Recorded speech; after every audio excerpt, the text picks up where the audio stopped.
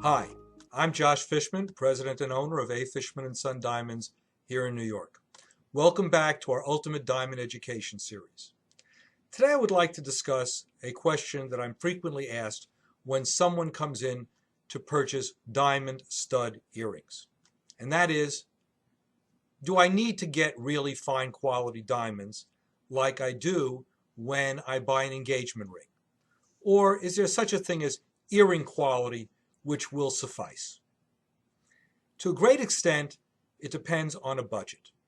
If somebody's budget is low and small, $50, $100, $250, and with all due respect, I value that amount of money, but we're talking about small diamonds, and the quality and retained value for those diamonds are not really going to matter very much in the future. So if that's what you can afford, you shouldn't go and buy them at a retail store like a Zales or a Jared's because their quality is extremely low. You can do much better going to a wholesale dealer. But it's not going to make or break the bank going forward. And if you then decide to spend several $1,000s on an upgrade of those earrings, what you purchased for a few $100s should not, with all due respect, make a difference in what you can buy in the future. On the other hand, if you are looking to spend $1,000, several $1,000s or more, $10,000 or more on a pair of diamond stud earrings, there are several factors that you should understand. And this is from my perspective. Number one, you are not buying a piece of jewelry.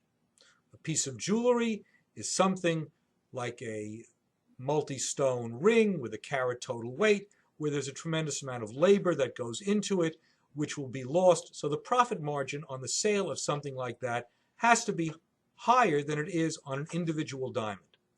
What you're buying when you buy a pair of more significant size diamond studs are two individual diamonds. And to a great extent, you should analyze that purchase in a very similar way that you analyze the purchase of an engagement ring. Not to say that it has to be as fine a quality, but the idea of pretty and balance in the size and the color and the quality should be a very significant factor in your decision-making process. And that is because you're talking about something where you're spending very good money. You're spending a couple thousand or $5,000 or $10,000 per diamond. You're spending good money. And you want to be able to get a retained value for that, whether you decide in the future to upgrade them or you're just going to pass them down to a child or in an inheritance. You want to know that you have value for your money, as in anything else you might purchase. That is my philosophy. There's a counter philosophy that it doesn't matter. Buy the biggest pair of stones you can for the least amount of money, and don't worry about the future.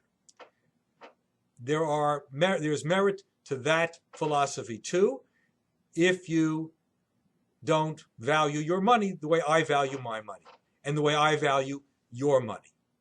Because when I come to spend my money, I want value. I want to know that I'm buying something that will have a store of residual value that I can use in the future.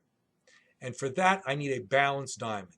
A diamond that is pretty, a diamond whose brilliance is there, and a diamond whose clarity is adequate to not block the brilliance of the diamond that I'm looking at. Does it have to be as fine a quality as an engagement ring? Probably not, because it's not getting the same look on the ear as it does on the hand. But it does have to have a minimum quality. Maybe that minimum is below the SI1 and SI2 clarity grade, which I think is an appropriate minimum for an engagement ring. Maybe the color is lower than an I or a J, which I think is a minimum for a quality engagement ring. But there has to be a balance for the proper value that you're purchasing. Anyway, that's my perspective, and I believe in it strongly, and I hope I can help you if you need to ask any further questions about this, or if you're shopping for something for yourself personally. Until next time, this is Josh Fishman saying so long.